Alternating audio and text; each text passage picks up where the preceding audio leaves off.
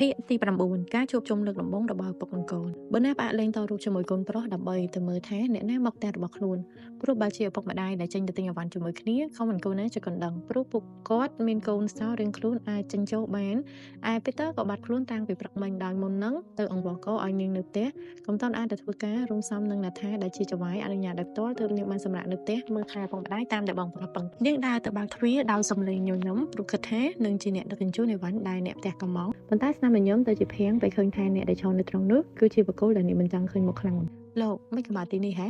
នាងស្រែកខ្លាំងៗពេលគេសម្រុកចាប់ទ្វារដែលនាងទិញបិទរុញឲ្យបើកវិញហើយស្រវាយចាប់ដៃរបស់នាងអូសចេញពីផ្ទះថែមទាំងចាប់បាច់ខ្លាំងៗទៀតផង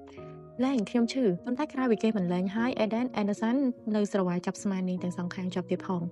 ងគេមិនបានមើលនាងតែភ្នែកសម្លឹងមើលនៅក្នុងផ្ទះហាក់ដូចជាកំពុងរករបស់អី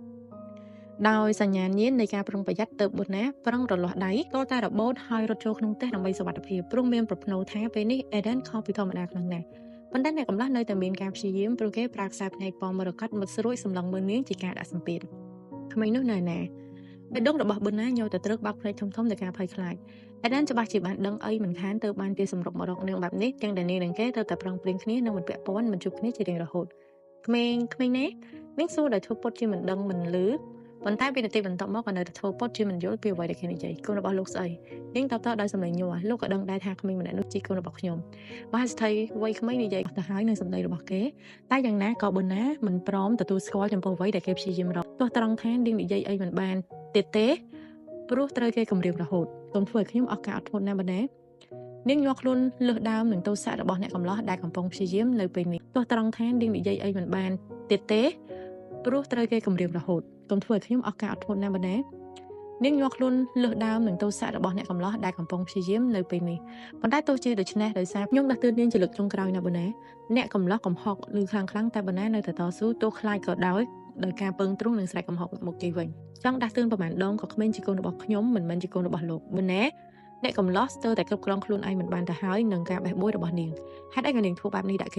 េហេតុអីក៏នាងហ៊ានលាក់កូនរបស់គេនាងមានសិទ្ធិអីបានជាបង្រាត់គេពីកូនបែបនេះថែមទាំងធ្វើឲ្យគេយល់ច្រឡំថាកូនជារបស់អ្នកផ្សេងទៀតនាងយកកូនរបស់គេទៅឲ្យអ្នកដទៃគេចង់តែសម្លាប់នាងស្រីឈួតហេតុអីក៏នាងហ៊ានធ្វើឲ្យគេខ្លាចជាអាល្ងងម្ដងហើយម្ដងទៀតបែបនេះខ្ញុំព្រមឲ្យលោកសឹងតែគ្រប់រឿងទៅហើយតែមិនព្រមឲ្យលោកធ្វើរឿងបែបនេះទៀតទេនាងតបដោយមិនព្រមចោះចាញ់ទោះពេលនេះភ្នែកឡើងក្រហមដោយសារកំហឹងនិងភ័យខ្លាចក៏ដោយប៉ុន្តែរូបភាពនេះមិនបានធ្វើឲ្យ Eden ទុនចិត្តអាណិតអីបន្តិចនាងឈួតហើយគេកំហុកដាក់មុខខ្លាំងចង់តាំងរួនឲ្យនាងញ័រក្បាលញ័រខ្លួនដាក់កំណត់ឈួតរបស់នាងរឿងធំបែបនេះតែនាងមិនព្រមប្រាប់ខ្ញុំបើណាដែលត្រូវស្ដីបន្ទោសក៏ផ្ទុះកំហឹងគេមិនដឹងស្អីហើយមិនក៏ចេះតែជេរនាងក្តែងបែបនេះចេញផុតពីមុខខ្ញុំភ្លាមនាងខ្ញុំដៃរបស់គេដោយកញ្ចក់មុតស្រួចនិងគក់ខ្លាំងក្រែងលោកជាអ្នកប្រាប់ខ្ញុំថាមិនឲ្យជុំមុខលោកទៀតទេចេញទៅនាងស្រែកដោយកំហឹងតែលើកនេះ Eden មិនធ្វើតាមអ្វីដែលនាងត្រូវការមានរឿងកើតឡើងដូចថ្នាក់នេះទៅហើយនាងនឹងបណ្ដេញខ្ញុំឲ្យផុតពីមុខទៀតឬដើម្បីបណ្ដេញគេចេញឲ្យផុតនាងហ៊ានធ្វើដល់ថ្នាក់នេះផងឬមិនណានាងឈួតហើយខ្ញុំមិនព្រមឲ្យលោកយកគេទៅជាដាច់ខាតគេជាកូនប្រុសរបស់ខ្ញុំស្របច្បាប់លោកមានសិទ្ធិមករញ៉េរញ៉ៃទេ Eden Anderson ខ្ញុំមានសិទ្ធិក្នុងឋានៈជាប៉ារបស់កូន Eden តបតដោយមិនព្រមចាស់ចាញ់ដូចគ្នាប៉ុន្តែពេលនេះបណ្ណាដូចមនុស្សលាប់ស្ទះទៅហើយព្រោះនាងក៏តែស្រែកបដិសេធក្តែងម្ដងហើយម្ដងទៀតខ្ញុំប្រាប់ឲ្យតាថាក្មេងនឹងមិនមែនជាកូនរបស់លោកទេលោកជឿជាក់ខ្លាំងម្ល៉េះបងប្រុសរបស់នាងជាអ្នកប្រាប់ខ្ញុំអ្នកកំឡោះរបូតមាត់និយាយការពិតហើយខ្ញុំឃើញមកក្មេងនឹងហើយក្មេងនោះដូចខ្ញុំបេះបិទទើបគេជឿជាក់ 100% ថានោះជាកូនប្រុសរបស់គេច្រើនឆ្នាំកន្លងមកព្រោះជឿថាមិនមែនជាកូនរបស់ខ្លួនទើបមិនព្រមមើលលើថតដែលម្ដាយផ្ញើឲ្យមិនស្មានថាប្រុសភាពថ្មេះម្នេះការនោះធ្វើឲ្យគេសោកស្ដាយរហូតមកដល់សប្តាហ៍ថ្ងៃនេះជួនកាលគេស្អប់ចិត្តរឹងរបស់ខ្លួនឯងមែនតើមិនប៉ិតនាងបដិសេធទាំងដែលដឹងច្បាស់ថាវាជាការប៉ិតគេមកដោយសង្សារខ្ញុំទៅវិញទេ Eden ច្របាច់ស្មារបស់នាងកាន់តែខ្លាំងហើយដាក់សតិនាងមិនធ្លាប់មានសង្សារទេបណ្ណាកុំកុហកឲ្យសោះហើយបិទមាត់ហាមប្រកែកនាងកុហកធ្វើឲ្យរឿងស្មុគស្មាញរញ៉េរញ៉ៃដល់ថ្នាក់នេះនៅហ៊ានកុហកបន្តទៀតឬស្រីឈួតលោកមិនត្រូវជាស្អីនឹងខ្ញុំនាងពឹងទ្រង់ដាក់ទាំងអ្នកខ្លួនញ័រទៅត្រឹកស្ទើរតែដួលខ្ពកទៅហើយខ្ញុំមិនចាំបាច់ដាក់បញ្ជាលោករឿងបងប្រុសរបស់នាងខ្ញុំនៅតែមានផុសតាងប្តឹងគេអ្នកកំឡោះគំរាមហើយធ្វើឲ្យនាងបាក់ភ្នែកស្ទើរលៀនស្មារតីដឹងខុសត្រូវលែងមានហើយនៅពេលនេះនាងសម្លឹងមុខគេដូចបិសាចធ្វើឲ្យ Eden ឈឺពេញដើមតែយ៉ាងណាក៏មិនបង្ហាញឲ្យនាងឃើញលោកនេះលោកចង់កន្លះសម្ដី Eden មិនតបសំណួររបស់នាងតែទៅបោះសួររងាប់អារម្មណ៍បានហើយមែនទេខ្ញុំត្រូវការជួបក្មេងនោះហើយបន្ទាប់ពីនោះយើងទាំងពីរមានរឿងត្រូវនិយាយគ្នាយូរយល់ទេបណ្ណាខ្ញុំគ្មានស្អីត្រូវនិយាយទេនាងបដិសេធទាំងតែភ្នែកហូរសស្រាក់គ្រប់យ៉ាងវាចាប់ហើយមិនថាពេលនេះឬអតីតកន្លងមកលោកគ្រាន់តែបណ្ដោយឲ្យគ្រប់យ៉ាងវាកន្លងផុតទៅមិនបានឬបណ្ដោយឲ្យដូចកាលពី5ឆ្នាំមុនទៅ ពេលនេះ Eden ពេលមាត់មើលអ្នកដែលកំពុងប្រឹងរើបំរាស់អស់ពីសមត្ថភាពដោយភាពសក្រោះគេព្រមទទួលស្គាល់នៅពេលនេះហើយថាទោះត្រូវតែបាច់ឲ្យនាងដាច់ខ្យល់ស្លាប់ក៏គេមិនព្រមដោះលែងនាងទៀតដែរគ្មានថ្ងៃទេសោកស្ដាយផងខ្ញុំធ្វើមិនបានដឹងថាប្រឆាំងមិនឈ្នះទើបបណ្ណាបង្ខំចិត្តឲ្យ Eden ជួបផ្ទះជាមួយនាងនាំគេដើរសម្ដៅទៅបន្ទប់អង្គុយលេងដែលកូនប្រុសកំពុងអង្គុយតរូបពេលនាងដើរចូលទៅដល់អាល្អិតក៏ស្ទុះងើបរត់មករកដោយការសប្បាយប៉ុន្តែរត់បានពាក់កណ្ដាលផ្លូវក៏ទិចដំណើរពេលឃើញមនុស្សម្នាក់ដែលមិនធ្លាប់ស្គាល់ឈរនៅខាងក្រោយខ្នងម្ដាយម៉ាក់អាល្អិតហៅនាងដោយការសង្ស័យនិងសម្លឹងមើលមុខអ្នកនៅក្រោយខ្នងដោយកាយវិការប្រុងប្រយ័ត្នដែលបណ្ណាយល់ព្រោះអេរ៉នមិនមែនជាក្មេងរុះរាយដែលមនុស្សប្លែកមុខប្រៀបផ្ដាស់គេតែងតែប្រុងប្រយ័ត្នជានិច្ចមិនប្លែកទេពេលជួបអេរ៉នឬគេធ្វើរឹកបែបនេះអេរ៉នមកនេះមកកូននាងលោកដៃទៅរកនឹងបកដៃហៅដោយសម្លេងសតនបែតអាល្អិតតបហើយដើរយឺតៗទៅរកម្ដាយពេលចិត្តទៅដល់ក៏ស្រវាយអោបជើងម្ដាយតែទោះជាដូច្នេះក៏សម្លឹងមុខភ្ញៀវមេធំដូចយៈម្នាក់នោះបណ្ណាមិនហ៊ានមើលថាអេដិនធ្វើមុខបែបណាពេលឃើញកូនប្រុសនាងសម្រូតខ្លួនអង្គុយអោបអាល្អិតណែនដៃដោយការការពាររហូតដល់កូនប្រុសសួរម៉ាក់អ៊ំប្រុសជាអ្នកណានាងក្រមុំភ្ញាក់ព្រឺតរុញអាល្អិតចេញបន្តិចហើយងើបឈរទល់មុខអេរ៉នដែលគិតតែសម្លឹងមើលអេរ៉នមិនដាក់ភ្នែកនាងលេបទឹកមាត់ក្អឹកដោយអារម្មណ៍តានតឹងនិងមិនដឹងថាធ្វើយ៉ាងណាអេរ៉នសួស្ដីអ៊ំប្រុសទៅកូនអ៊ំប្រុសជានាងផ្អាកនិយាយព្រោះមិនដឹងថាណែនាំអេរ៉នយ៉ាងណាប៉ុន្តែពេលប្រសពភ្នែកនឹងអ្នកកំឡោះទើបនឹងសម្រេចចិត្តបានថាមិត្តរបស់ម៉ាក់អេរ៉នចង់ចិញ្ចាំដោយការមិនពេញចិត្តនឹងចង់ទៅវ៉ាប៉ុន្តែអាល្អិតអេរ៉នដែលមិនធ្លាប់រស់រាយដាក់មនុស្សប្លែកមុខបែរជាស្ទុះមកអោបជើងហើយមុខដែលចេញពីពុំតែមួយនោះក៏ងើយមើលម្ចាស់ជើងឡើងត្រង់កញឹងនឹងខ្ញុំប្រព្រីដាក់ធ្វើអេរ៉នរងខ្លួនស្ដុកនិងធ្វើអ្វីមិនត្រូវនៅវិនាទីដែលកូនប្រុសស្រវាយអោបជើងរបស់ខ្លួនសួស្ដីអ៊ំប្រុសសម្លេងរស់រាយរបស់អាល្អិតធ្វើឲ្យអ្នកម្ដាយក៏ងឿងឆ្ងល់ដែលសុកក៏ទៅជារស់រាយបែបនេះខ្ញុំឈ្មោះអេរ៉នជាកូនរបស់ម៉ាក់អាយុ4ឆ្នាំមិនយូរទេខ្ញុំនឹងបានទៅរៀនអាល្អិតណែនាំខ្លួនយ៉ាងវែងអន្លាយដោយសម្លេងចេះចេះចោះគណៈដែលម្ចាស់ជើងសម្រុកខ្លួនលុតជង្គង់នៅចំពោះមុខដោយដៃទាំងពីរអង្អែកូនប្រុសធ្នមហាក់ដូចខ្លាចថាបាំងឯធនដៃខ្លួននឹងឈឺបើណាមើលរូបភាពឪពុកកូនហើយក៏រំជួយចិត្តត្រូវលើកដៃបិទមាត់មិនឲ្យសម្លេងអណ្ដើនដាក់របូតចេញមកនិងងាកមុខចេញសួស្ដីអេរ៉ននេះជាលើកដំបូងដែលបណ្ណាបានលើសម្លេង Eden Anderson ញ៉ាអ៊ំឈ្មោះ Eden Anderson និយាយដល់ត្រង់នេះអ្នកកំឡុះក៏អួលដើមកមិនអាចនិយាយអ្វីបានទៀតពួកឲ្យល្អិតដែលសម្លឹងមើលគេមិនដាក់ភ្នែកដោយខ្សែភ្នែកមូខ្លំពណ៌ដូចគ្នាផ្អៀងកទៅមើលដោយការសង្ស័យហើយសួរនាំអ៊ំប្រុសស្គាល់ម៉ាក់ដោយរបៀបណាខ្ញុំមិនធ្លាប់ឃើញអ៊ំប្រុសមកផងព្រោះនៅក្នុងចំណោមមិត្តភ័ក្តិរបស់ម្ដាយអាល្អិតស្គាល់ទាំងអស់តែមិនធ្លាប់ស្គាល់អ៊ំប្រុសមេធំម្នាក់នេះអ៊ំជាអេរ៉ានក៏និយាយមិនត្រូវដែរចិត្តចង់ប្រាប់ថាគេជាអ្នកណាតែមិនហ៊ានមិត្តចាស់ខានជួបគ្នាយូរដំណើរនឹងកូនប្រុសចាប់កំណើតតាំងពីនៅក្នុងផ្ទៃពេលឃើញកូនដោយផ្ទាល់ភ្នែកគេកាន់តែជឿថាអេរ៉នគឺជាកូនរបស់គេ100%ទោះប៉ុណ្ណាចង់បកាយទៅវាកុហកយ៉ាងណាក៏គេមិនជឿបងប្រុសរបស់នាងប្រាប់ការពិតដល់គេអស់ហើយថានាងបោះពោះកូនរបស់គេហើយក៏ចាក់ចេញកំឡុងពេលនោះនាងគ្មានអ្នកណាខំមកសង្កត់ចិត្តចិញ្ចឹមកូនទោះពេលលំបាកលំបិននាងក៏ហក់គេរឿងមានគូស្នេហ៍ថ្មីនោះហើយដែលធ្វើឲ្យគេមិនអើពើនឹងនាងរយៈពេលច្រើនឆ្នាំកន្លងមកនេះទោះលួចតាមដានសាច់ក៏ដោយតែមិនធ្លាប់ធ្វើចិត្តនឹងទទួលយកការពិតអស់នេះបានរឿងតែមួយគត់ដែល Peter មិនបានប្រាប់គឺអ្វីជាមូលហេតុដែលធ្វើឲ្យបណ្ណាដែលចេញពីគេទាំងនៃការនោះនាងនិងគេចោះសម្រុងនឹងគ្នាល្អគេមានសេចក្តីសុខណាស់នៅកំឡុងពេលនោះតែបន្ទាប់ពីនាងដើរចេញដោយធ្លាក់នៅក្នុងនរកទាំងអស់ពេលនោះគេមានសេចក្តីសុខដល់ថ្នាក់ចង់ឲ្យគេនិងនាងនៅជាមួយគ្នាជារៀងរហូតដល់ថ្នាក់គិតដល់រឿងរៀបការជាមួយនាងនិងត្រៀមគ្រប់យ៉ាងដើម្បី surprise នាងតែគ្រប់យ៉ាងរលាយអស់ព្រោះនាងមានអ្នកថ្មីនាងមិនបានស្រឡាញ់គេប៉ុន្តែការពិតទៅនៅពេលនោះបែរជាបញ្ជាក់ប្រាប់ថាបណ្ណាកុហកថានាងកុហកធ្វើអីទាំងតែរឿងនោះគេត្រូវតែរកចម្លើយឲ្យបានពេលនេះ Eden នឹកអស់គុណខ្លួនឯងដែលធ្វើរឿងថោកទាបមួយដើម្បីឲ្យនាងត្រឡប់មករកធ្វើឲ្យរឿងគ្រប់យ៉ាងត្រូវលាតត្រដាងបែបនេះដូចប៉ាប៉ាមែនទេសម្លេងរបស់អាល្អិតដែលបញ្ជាក់ឲ្យឃើញពីការសប្បាយចិត្តនោះធ្វើ Eden រងខ្លួនម្ដងទៀតប៉ាប៉ាគឺជាមិត្តរបស់ម៉ាក់ដែរប៉ាប៉ាគេសួរបញ្ជាក់ហើយងើយទៅសម្លឹងមុខម្ដាយរបស់កូនតែងាកមុខចេញព្រោះខ្លាចEden ខំថ្មិញក្រោយនាងក៏ហក់ថាកូនរបស់គេជាកូនរបស់អ្នកដតីហើយនៅហ៊ានឲ្យកូនហៅអ្នកដតីថាជាប៉ាប៉ាទាំងតែដឹងថាគេជាឪពុករបស់កូនស្រីឈួតគឺប៉ាប៉ាណែតនឹងអីអាល្អិតតបដោយមិនដឹងទៅថាចម្លើយរបស់ខ្លួនកំពុងតែធ្វើម្ដាយលំបាកប៉ាប៉ាណែតឆ្លោះបំផុតថ្ងៃនេះយើងណាត់គ្នាថាប៉ាប៉ានឹងនាំខ្ញុំទៅទិញរបស់លេងថ្មីទៀតបណ្ណាទ្រាំស្ដាប់កូននិយាយទៅចេះដែលធ្វើខ្លួនកាន់តែលំបាកមិនបានហើយលោកដៃទៅបិទមាត់អាល្អិតនឹងសម្លឹងមើលមុខដោយភ្នែកកាចអេរ៉នកូនសូមឲ្យប៉ាប៉ាទិញរបស់លេងឲ្យទៀតហើយឬនាងធ្លាប់ស្ដីឲ្យអេរ៉នច្រើនដងហើយថាមិនគួរសុំឲ្យអ្នកដទៃទិញរបស់លេងឲ្យហួសពីការចាំបាច់ខ្ញុំមិនបានសុំទេម៉ាក់កូនប្រុសបដិសេធដោយទឹកមុខមាំតែភ័យខ្លាចព្រោះគេនឹងម្ដាយព្រមព្រៀងគ្នានឹងរឿងនេះរួចប៉ាប៉ាទិញឲ្យដល់ខ្លួនឯងជាការពិតអាល្អិតប៉ុន្តែនាងមិនជឿកូនប្រុសស្គាល់កូនប្រុសច្បាស់ហើយក៏ចង់ស្ដីបន្តឲ្យមិត្តភក្តិដែលចេះតែតំណឹងអេរ៉ននាំឲ្យខូចក្មេងអស់មិនបាច់ដល់សារទេកុំគិតថាម៉ាក់ដេញជើងមិនតាន់ម៉ែអាល្អិតធ្វើមុខសពើព្រមទទួលកំហុសខ្ញុំចង់បានពិតមែនតែដែលស្ដាប់ពីអ្នកម្ដាយកូនបកាយគ្នាក៏ធ្វើមុខក្រមើដោយការមិនពេញចិត្តហើយចិត្តចំណែនក៏កើតឡើងមួយរំពេចដែលបណ្ណានឹងកូនស្រឡាញ់នឹងចូលចិត្តអ្នកដែលគេមិនធ្លាប់ស្គាល់ តែញឲ្យបានគេនិយាយផងកាត់ការសន្ទនាពីអ្នកម្ដាយកូនអេរ៉ុនចង់បានអីប្រាប់ក៏បានមិនបាច់ទៅរំខានអ្នកដទៃគេជាប៉ាហើយដូចជាអេរ៉ានអេរ៉ាសានទៅកូនប្រុសប្រាប់ថាចង់បានយានឱកាសមួយគ្រឿងពីរក៏គេទិញឲ្យបានដែរមិនគ្រាន់តែរបស់លេងប៉ុណ្ណឹងគេទិញឲ្យមិនបានបាទរបស់លេងដែលកូនចង់បានគ្មានលក់នៅលើទីផ្សារគេនឹងបង្កើតរោងចក្រផលិតឲ្យភ្លាមអរគុណនំប្រុសឥឡូវងាកទៅរកគេដោយទឹកមុខសប្បាយចិត្តតែបើជាបដិសេធតែខ្ញុំមិនយកទេប៉ាប៉ាទិញឲ្យបានហើយម្យ៉ាងទៀតប៉ាប៉ាក៏មិនមែនអ្នកដទៃដែរមិនបានគេបដិសេធភ្លាមនឹងខឹងខ្លាំងកូនប្រុសរបស់គេមិនអាចចាត់ទុកអ្នកដទៃសំខាន់ជាងគេបានទេតែមិនទាន់បាននិយាយអីទៀតផងក៏មានសម្លេងហៅបណ្ណានឹងអេរ៉ុនទើបអ្នកកមុំប្រាប់កូនប្រុសអេរ៉ុនទៅរកលោកតាលោកយាយសិនទៅហើយប្រាប់ពួកគាត់ថាបន្តិចទៀតម៉ាក់ទៅរកបាទម៉ាក់តបឲ្យអាល្អិតក៏រត់ព្រុយទៅបានខណៈដែលអេដែនងើបឈរសម្លឹងនាងក្រមុំដោយបង្ហាញឲ្យឃើញពីទឹកមុខច្បាស់តែគេខឹងខ្លាំងមិនក៏កូនខ្ញុំហៅអ្នកអតីតថាជាប៉ានាងប្រាប់គេមែនទេបណ្ណានាងក្រមុំត្រៀមខ្លួនរួចហើយសម្រាប់ទទួលយកទោសរបស់អេដែនទើបមិនបានគេចមកពីគេឬភ្ញាក់ផ្អើលនឹងសំណួរនេះនាងសម្លឹងមុខគេដោយការផ្ចាំចាលពេលដែលឆ្លើយសំណួរណេតជាមិត្តភក្តិរបស់ខ្ញុំហើយគេជាប៉ាធំរបស់កូនបើហៅណែថាប៉ាក៏មិនមែនជារឿងប្លែកប៉ុន្តែចម្លើយរបស់នាងធ្វើឲ្យគេមិនពេញចិត្តម្យ៉ាងទៀតលោកអេរ៉ាសាននាងលើកដៃអោបទ្រូងងើយមុខឡើងត្រង់កព្យាយាមបង្ហាញឲ្យឃើញពីអាកប្បកិរិយារបស់អ្នកដែលមានប្រៀបជាងព្រោះបើមិនឆក់ឱកាសពេលដែលគេទន់ជើងនៅពេលនេះនាងនឹងខ្លាចជាអ្នកចាញ់ហើយពេលអនាគតនឹងត្រូវគេជិះជាន់គៀបសង្កត់ខ្ញុំព្រមឲ្យលោកជួបកូនថ្ងៃនេះមិនមែនមានន័យថាឲ្យលោកបង្ហាញខ្លួនថាជាអ្វីឬមកធ្វើជាប៉ាធររបស់នេះរបស់នោះដល់គេខ្ញុំមិនត្រូវការឲ្យកូនអន់ចរិតដូចលោកបើណែអ្នកកំឡោះមិនអាចតបតនឹងម្ដាយរបស់កូនបានតែខឹងក្រត់ហើយឈ្មោះនាងមួយម៉ាត់ហើយមួយម៉ាត់ទៀតបើណាដែលជាម្ដាយរបស់កូននិងបើណាដែលជារបស់លេងរបស់គេការប្រឌិតខុសគ្នាដាច់ស្រឡះធ្វើឲ្យគេត្រូវព្រមទទួលស្គាល់ថាមានការភ្ញាក់ផ្អើលមែនទែនដល់ថ្នាក់ទទួលយកមិនបាន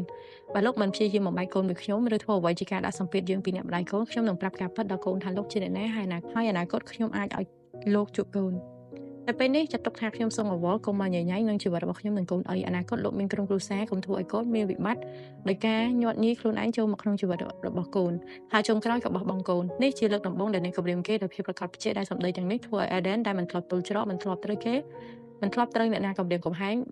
បានទៅជានិយាយមិនចាញ់តាមពិតត្រូវថាគេស្រឡាញ់កាំងនិងជឿចាប់ចំពោះគំនិតរបស់នាងដល់ថ្នាក់ធ្វើអីមិនត្រូវទៅវិញទេនាងគឺខ្ញុំអាក្រក់ដល់ថ្នាក់នឹងឬបើណែអ្នកកំឡោះសួរដោយសម្លេងញ័រមិនក៏បណ្ណាហ៊ាននិយាយដាក់គេដល់ថ្នាក់នេះប៉ុន្តែនាងមិនត្រឹមតែមិនភ្លេចរលឹកនៅចោលប្រកាន់គេបន្តទៀតខ្ញុំនិយាយតាមបទពិសោធន៍កន្លងមករបស់ខ្ញុំមិនធ្លាប់ធ្វើស្អីបែបនេះដាក់នាងសំបីម្ដងបើមិនក្រែងថាកូនបានលឺគេនៅអំទុះទោសឲ្យណាស់នៃដាក់នាងរយៈពេលដែលយើងសេពគប់គ្នាខ្ញុំស្មោះត្រង់ជាមួយនាងមានតែនាងដែលក្បត់ខ្ញុំទូនាងពពោះកូនរបស់គេតែនាងក៏មានអ្នកថ្មីហេតុអីគេមិនដឹងថានាងមានអ្នកថ្មីគេនេះល្ងងបំណងទៅតាមរកនាងមកវិញនឹងគិតដល់ថ្នាក់សុំនាងរៀបការប៉ុន្តែបើជាធ្វើនាងនៅក្នុងរង្វង់ដៃប្រុសថ្មីទៅវិញមិនអញ្ចឹងក៏ឬថាគេព្រមដោះលែងនាងឲ្យដើរចេញពីជីវិតរបស់គេងាយៗការ5ឆ្នាំមុនបើមិនដោយសារនាងក្បត់គេយ៉ាងខុសខើបណ្ណាសម្លឹងមើលគេដោយខ្សែភ្នែកឆ្នះឆ្នើមប៉ុន្តែទោះជាដូច្នេះក៏អេដែនមើលឃើញការជឿចាប់នៅក្នុងកាយភ្នែករបស់នាងហើយនេះម្ដងទៀតហើយដែលនាងព្យាយាមធ្វើឲ្យគេខ្លាចជាអ្នកខុសដោយព្យាយាមញាត់ញីកំហុសឈួតនោះឲ្យគេខ្ញុំមិនដឹងទេថាលោកយករឿងក្បត់ចិត្តឈួតអស់នោះមកពីណាទៅបានជាព្យាយាមញាត់ញៀនឲ្យខ្ញុំបែបនេះចំណែករឿងស្មោះត្រង់ខ្ញុំមិនដឹងទេថាលោកដូចមកនិយាយឬអត់តែរឿងមួយដែលជាការពិតគឺពេលដែលយើងសេពគប់គ្នាលោកមិនធ្លាប់កប់ជានឹងខ្ញុំអ្នកកំឡោះចង់តបតគេឬមិនធ្លាប់ប្រកបជានឹងនាងនឹងចាត់ទុកនាងជាស្រីបម្រើអារម្មណ៍នៅលើក្រែអ្នកដែលចាត់ទុកជារបស់លេងនិងបោះបង់គេដោយមិនសំណោះគឺនាងហើយគេធ្វើបែបនោះមែនតែខំប្រឹងគិតខំប្រឹកក្រៀមចាំកម្រងសុំនាងរៀបការទៅអីតែគេមិនទាន់បានតបតផងទឹកភ្នែករបស់អ្នកនៅចំពោះមុខក៏ហូរសស្រាក់មើលទៅនាងទន់ជ្រេងនឹងជឿចាប់ពេលដែលនិយាយដោយសម្លេងញ័រធ្វើឲ្យគេនិយាយអីមិនចេញព្រោះមានម្ដងនោះគេធ្លាប់គិតបែបហ្នឹងមុនពេលគ្រប់យ៉ាងផ្លាស់ប្ដូរហើយគេមិនធ្លាប់គិតថាបណ្ណាដឹងថាគេធ្លាប់និយាយបែបនោះដាក់អ្នកណាខ្ញុំមិនធ្លាប់សំបីតែម្ដងហើយលោកចាត់ទុកខ្ញុំគ្រាន់តែជាស្រីកំដរអារម្មណ៍នៅលើក្រែលោកបណ្ដោះអេដែនហើយបើចង់ដឹងថាហេតុអីដែលខ្ញុំត្រូវបោះបង់លោកពីព្រោះខ្ញុំមិនចង់ធ្វើជាស្រីបម្រើតណ្ហាបដោតសន្នរបស់ម៉ាស្ថៃដូចជាលោកខ្ញុំស្រឡាញ់លោកឡើងខ្វាក់ភ្នែកទៅហើយមើលមិនឃើញការពិតថាលោកឲ្យខ្ញុំនៅក្នុងឋានៈអីប៉ុន្តែពេលភ្លឺភ្នែកខ្ញុំក៏មិនព្រមនឹងងងមកដល់ខ្លួនឯងនៅជាមួយមនុស្សដែលមិនថាយ៉ាងណាក៏គ្មានថ្ងៃស្រឡាញ់ខ្ញុំនិងមិនចង់មានអនាគតជាមួយគ្នាសង្ឃឹមថាលោកយល់លោកអេដសានមានអីកើតឡើងចំពោះបងអេដមកបង stress ម្ល៉េះសំណួរបងប្រុសដែលបំលឺឡើងធ្វើអេដែនដែលអង្គុយថ្មឹងអស់រយៈពេលរាប់ម៉ោងដែលអារម្មណ៍ធ្វើអីមិនកើតចាប់តាំងពីដើរចេញពីផ្ទះមួយក្នុងនោះនឹងបានជួបកូនប្រុសដែលគេទើបតែដឹងខ្លួនថាងើយមុខទៅមើលម្ចាស់សំណួរបើមានអ្នកណាអាចឆ្លងកាត់ទ្វារដាក់លេខកូសម្ងាត់ចូលមកក្នុងផ្ទះគេបានគឺមានតែពីរអ្នកនេះឯងប៉ុណ្ណោះអៀនគេឲ្យអ្នកដើរចូលមកព្រមទាំងបើកភ្លើងកណ្ដាលបន្ទប់ទទួលភ្ញៀវឲ្យភ្លឺហើយម្ចាស់ឈ្មោះក៏ដើរទៅរកដោយសម្លឹកដោយទឹកមុខញញឹមខ្ញុំមិនត្រឹមតែនិយាយទេអ៊ីនអេឌីសាននៅដាក់គូតក្បែរទៀតផងឯងមកតាំងពីកាលអេដែនសួរប្អូនប្រុសត្រង់គេមិនធ្លាប់បែបនេះផ្លឹកដល់ថ្នាក់មិនដឹងខ្លួនថាមានមនុស្សចូលមកតាំងពីពេលណាបើអីមិនរាក់ទាក់គឺមិនដឹងព្រោះក្នុងខួរក្បាលរបស់គេវាគិតអីមិនចេញទៅហើយក្រៅពីរឿងរបស់ពីរអ្នកម្ដាយកូន មួយសន្ទុះហើយអៀនតបតាមត្រង់លើកជើងដាក់លើតុកញ្ចក់នៅចំពោះមុខតាមពិតគេមិនចូលមកទេបាទធននេះមិនទេទៅយូរធ្វើម្ដងឡើងវកឲ្យមកកំដរបងប្រាស់ទៅអៀនមកនឹងបានឃើញរកពីផ្លៃដែលមិនធ្លាប់ឃើញEdenពីមុនឈរមើលបងធ្វើមុខដូចប៉ុនរៃពិភពលោកទាំងមូលយូរហើយអ្នកដែលមានទឹកមុខប៉ុនរៃពិភពលោកទាំងមូលតែម្នាក់ឯងលើកដៃអង្អែលមុខខ្លាំងអៀនឃើញបែបនេះហើយក៏ដាក់ដបស្រាដែលកាន់យកមកជាមួយដាក់នៅលើតុកញ្ចក់ដោយទាញជើងទម្លាក់ហើយងើបដើរសំដៅទៅតុកបែយកកែវពីដើរមកវិញហូចឲ្យបងប្រុសមួយកាន់ក្នុងដៃខ្លួនឯងមួយយកទេក៏បាន Eden តព្រមទាំងយកស្រាហើយបើកដបស្រាចាក់ឲ្យខ្លួនឯងឯប្អូនប្រុសក៏ដើរមកអង្គុយកន្លែងដើមវិញនឹងទិញដបស្រាចាក់ចូលកែវរបស់ខ្លួនហើយសួរនាំមើលនិយាយឲ្យស្ដាប់បន្តិចមើលថាមានអីកើតឡើងចំពោះឯងមើលទៅខ្ញុំដូចជាខានឃើញទឹកមុខបែបនេះរបស់បង5ឆ្នាំមកហើយលោកចុងក្រោយដែលឃើញ Eden ស្រវឹងជោគជាំប៉ុន្តែទោះជាស្រវឹងតែក៏អង្គុយថ្មឹងភ្នែកឡើងក្រហមងាងឃើញភ្នែកគេក៏ឃ្លើនខុសពីធម្មតាទើបដឹងថា Eden ស្រវឹងទឹកមុខបែបនេះនឹងនិយាយប្រាប់ថាមនុស្សក្បាត់និងមនុស្សក្បាត់ដែលនិយាយម្ដងហើយម្ដងទៀតខ្លាចជាពាក្យជាប់មាត់កាលពី5ឆ្នាំមុននៅតែជារូបភាពដែលដិតដាមជាប់ភ្នែករបស់អៀននិង Eston Eden ផឹកស្រាគឺតអស់ពីកែវហើយតបសំណួរប្អូនប្រុសបងទៅតែដឹងការប៉ັດរឿងមួយហើយវាពិបាកចិត្តការប៉ັດរឿងអីអៀនដេញដោលដោយការចាប់អារម្មណ៍គឺគួរឲ្យចាប់អារម្មណ៍ហើយស្អីក៏ដោយដែលធ្វើ Eden មានទឹកមុខបែបនេះតែងតែមិនមែនជារឿងតូចតាចឯងចាំស្រីដែលបងធ្លាប់សេពគប់បានទេកាលពី5ឆ្នាំមុនរឿងពាក់ព័ន្ធនឹងស្រីម្នាក់នោះទៀតហើយអៀនកាត់ក្នុងចិត្តបងជាដូនមួយរបស់គេមិនខប់សេពគប់អ្នកណាប្រកាសពិតជាលើកលែងតែស្រីម្នាក់ដែលរស់នៅជាមួយគេយូរបំផុតប៉ុន្តែទោះជាដូច្នេះក៏គេមិនធ្លាប់ច្បាស់ដែរថាកាលនោះ Eden ប្រកាសជាប៉ុណ្ណាដោយសារមិនធ្លាប់ណែនាំឲ្យពួកគេស្គាល់ហើយពួកគេក៏មិនដឹងអីពាក់ព័ន្ធនឹងស្រីម្នាក់នោះក្រៅពីធ្លាប់ជួបមុខនាងមួយផ្លែតពេលដែលមករក Eden នឹងមិនដឹងថាព្រោះបងជាដូនមួយមិនប្រកាសជាឬហុំហាញ់ខ្លាំង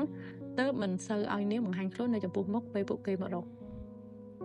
ចាំបានម្នាក់នោះមានតែម្នាក់ដែលបងសេពគប់យូរបំផុតតែនាងគាត់បងចោលគេបន្ថែមចឹងប្រយោគរឿងនេះដែលដឹងព្រោះ Eden ស្រវឹងហើយនិយាយប្រាប់រាជបុត្រច្បងនៃ Edison នាងមើលប្អូនប្រុសមួយផ្លែតហើយនិយាយបន្តបងជួបនាងគឺជាអ្នកដែលមកចាំបងពេលដែលយើងប្រជុំនោះអីលើកនេះប្អូនប្រុសទៅជាកំហឹមដើមកដោយការសង្ស័យនឹងមើលបងប្រុសចំដើម្បីសុំសេចក្តីលំអិតមិនបាច់បង្វៀងបង្វែរដែល Eden មើលយល់ទៅចូលសាច់ការបងផ្លោះរឿងដតីដល់រឿងដែលគួរសង្ស័យសិនព្រោះរឿងនេះបងទើបតែដឹងវាពិបាកនិយាយម្ដងទៀតហើយដែល Eden បង្ហាញឲ្យឃើញពីទឹកមុខពុនរៃពិភពលោកធ្វើឲ្យអ៊ីនអស់សំណើចខ្ញុំមានពេលចាំស្ដាប់បងពេញមួយយប់បងប្រុសបើមិនទាន់ចង់និយាយនៅពេលនេះពេលស្រវឹងហើយចាំដេញដោលក៏បានដែរអត់ទេអៀនបដិសេធឲ្យប្រមូលស្មារតីដើម្បីនិយាយគឺបងទើបតែដឹងថាពេលនាងទៅនាងមានផ្ទៃពោះគឺការប៉ັດបងដឹងតែបងគិតថានាងមានផ្ទៃពោះជាមួយប្រុសផ្សេងតែតាមពិតទៅនាងមានផ្ទៃពោះជាមួយបងសម្ដីត្រឡប់ត្រឡិននោះធ្វើឲ្យអៀនចង់ចិញ្ចាំឲ្យសរុបឲ្យអញ្ចឹងមានន័យថាក្មេងនោះជាកូនរបស់បងឯដែលនិយាយកាត់ក្មួយរបស់ឯងលើកនេះប្អូនប្រុសបាក់ផ្នែកធំលបល់យកអើយម៉ាក់បងដឹងរឿងនេះឬអត់គេសួរដល់បកគលដែលគួរឲ្យព្រួយបារម្ភចំពោះរឿងដែល Eden មានកូនឥតខឹងស្លាប់បំផុតម្ដាយនោះគឺជាអ៊ំស្រីថ្លៃរបស់គេសេស៊ីសៀអាបឺទីនីដែលជាមេមត់ដែលពួកគេស្គាល់ច្បាស់និងអ្នកដែលស្គាល់ច្បាស់បំផុតគឺ Eden គ្មានអ្នកណាដឹងរឿងនេះ Eden ក៏វិក្បាលបដិសេធឯងដឹងមុនគេតែគួរឲ្យចម្លែកដែលគេមិនបានខ្វល់ខ្វាយចិត្តពាក់ព័ន្ធនឹងម្ដាយព្រោះនេះជារឿងរបស់គេជីវិតរបស់គេបើខ្វល់គេកំពុងខ្វល់រឿងដែលប៉ុណ្ណាមិនព្រមឲ្យគេទៅជួបកូនច្រើនជាងហើយដែលសំខាន់បំផុតនាងប្រគល់កូនរបស់គេឲ្យប្រុសផ្សេងកូនរបស់គេហើយអាប្រុសណាក៏មិនដឹងថាប៉ាគណៈដែលហៅគេថាអ៊ំប្រុសមិនក៏នាងមិនប្រាប់ថានាងមានផ្ទៃពោះជាមួយបងហាអៀនសួរដល់ការងើឆ្ងល់ថែមទាំងបោះបង់Edisonទៀតផងស្រីម្នាក់នោះឡាប់សតិឬអត់និយាយហើយក៏ចង់ដឹងមែនតើត្រង់បានធ្វើជាស្រីរបស់ Eden ចាត់ទុកថាសំណាងល្អណាស់ទៅហើយប៉ុន្តែនេះហ៊ានដល់ថ្នាក់បោះបង់ Edison ថែមទាំងនាំទីយារបស់ Edison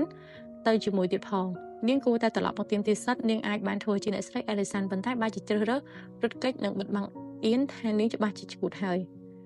បងមិនដឹងទេ Eden ប្រាប់តាមត្រង់រឿងគ្រប់យ៉ាងវារត់ចូលក្នុងជីវិតរបស់គេក្នុងពេលតែមួយពេលនេះចាប់ចុងប្រយោគដើមមិនត្រូវគោះក្បាលដែលធ្លាប់តែឆ្លេឆ្លាទៅជាសុញគិតអីមិនចេញនិយាយអីមិនកើតតែវាមានជាច្រើនដែលបងសង្ស័យរឿងដែលបងនិងនាងយល់ច្រឡំខុសគ្នាពេលគិតហើយក៏រកឃើញពីរត់និងយល់ពីរត់ជាច្រើនរវាងគេនិងនាងវាមានអីកាត់ឡើងឲ្យប្រកាសចំពោះតំណែងរបស់គេនិងបណ្ណាមានអីកាត់ឡើងទើបនាងកុហកឲ្យបោះបង់គេយ៉ាងខុសខើអញ្ចឹងមានន័យថាបងអាចនឹងដោះលែងនាងនិងកូនអៀនសួរឲ្យការមិនជឿជាក់បន្ទាប់ពីគេនិងបងប្រុសស្កាប់ស្ងាត់មួយសន្ទុះធំតែ Eden ក៏វិក្បាលឡើងលឿនដោយព្យុះតបដោយសម្លេងមាំគ្មានថ្ងៃអៀនមើលមកឃើញភាពមឹងម៉ាត់នៅក្នុងកែវភ្នែករបស់បងប្រុសហើយញញឹមចុងមាត់ចាក់ស្រាដាក់កែវបន្ថែមទាំងកែវខ្លួនឯងនិងកែវរបស់ Eden ហើយលើកជល់ជាគេចាប់ស្រាបន្តិចហើយសួរបន្តបានអញ្ចឹងខ្ញុំគិតថាបងប្រហែលជាមានផែនការសម្រាប់ម៉ាយកូនទាំងពីរនាក់ហើយបងប្រុសមែនទេ អេរ៉ានបានបន្តពិភឹកស្រាគឺអស់ពីកែវតែមិនដឹងថាវាដោះស្រាយបញ្ហានេះបានឬអត់មើលទៅប៉ុណ្ណារងទទឹងខ្លាំងណាស់រឿងកូនគេគិតមិនចេញទៅថានឹងធ្វើយ៉ាងណាដើម្បីឲ្យខ្លួនឯងបានចូលទៅក្នុងជីវិតរបស់នាងម្ដងទៀតរយៈពេល7ថ្ងៃឃើញបានច្បាស់ថាគេមិនអាចធ្វើឲ្យនាងបដូរចិត្តបានបើនាងដឹងថាគេទិញពេលវេលា7ថ្ងៃនេះដោយវិធីបែបណានាងនឹងខឹងគេនឹងរត់គេចគេម្ដងទៀតឬអត់បើបែបនោះមែនគេនឹងលាក់ទុកអាកំបាំងនោះបានល្អហើយពេលនេះរិះរកតែវិធីឲ្យនាងនឹងកូនត្រឡប់មករកគេវិញបានហើយខ្ញុំថាបញ្ហាតែមួយដែលបងគូតាមតឹងចិត្តគឺម៉ាក់របស់បងអែនអៀនប្រាប់ហើយគេស្មាបងប្រុសជាការលើកទឹកចិត្តសំណាងល្អគេជូនពរគណៈដែលអេដេនទៅជាអង្គុយថ្មឹងខ្ញុំមិនចង់ជឿទេថាបងអាចទប់ទល់នឹងកំហឹងរបស់ម៉ាក់បងបានដោយរបៀបណាមិនទាន់បូករួមដល់អនាគតអ្នកបងដែលម៉ាក់បងរកឲ្យទៀតពេលរឿងតឹងចិត្តត្រូវបានរកផ្លូវដោះស្រាយបានអៀនក៏បង្អាប់បងប្រុសគណៈដែលអេដេនធ្វើភ្នែកលឿងៗដោយការរអាចិត្តបិទមាត់ទៅអៀនក៏ដឹងដែរថាគេគ្មានថ្ងៃទទួលយកបំណងល្អរឿងកូនប្រសាស្រីរបស់ម្ដាយជាដាច់ខាតលើយកមកនិយាយទៀតអាប្អូនចង្រៃនេះ